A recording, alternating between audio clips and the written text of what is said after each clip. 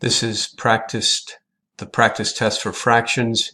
Here we're working on problem number 20, and it states perform the indicated operation. So we have two mixed numbers that we're multiplying together, 3 3/5 times 11 1/3. If you were to enter these mixed numbers using your fraction key into your calculator, you would find the final answer to be 40 5 4/5. What I've done here is I've done it by hand.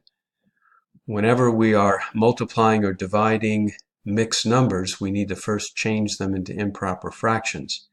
So we're going to take the 5 times the 3, 15 plus the 3 is 18 over the 5. And then for this mixed number here, 3 times 11, 33, plus 1, 34 over 3. And now I'm ready to multiply, but before I do that, I want to cancel any common factors that I can see. I see an 18 on the top, so I'm going to cancel the 18, make it a 6 times a 3, so I can cancel the 3 on top and the 3 on the bottom. And then when I multiply the 6 times 34, I get 204, and then on the bottom I have 5.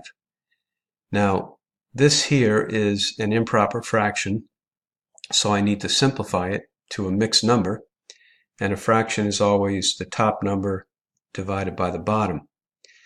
So 5 goes into 20 4 times, and 4 times 5 gives me 20. When I subtract, I have 0, and then I pull down my next digit, the 4.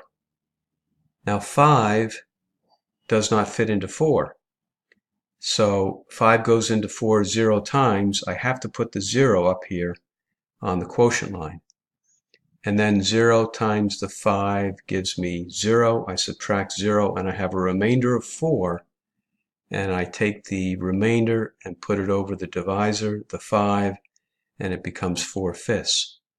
So the final answer is 40 4/5.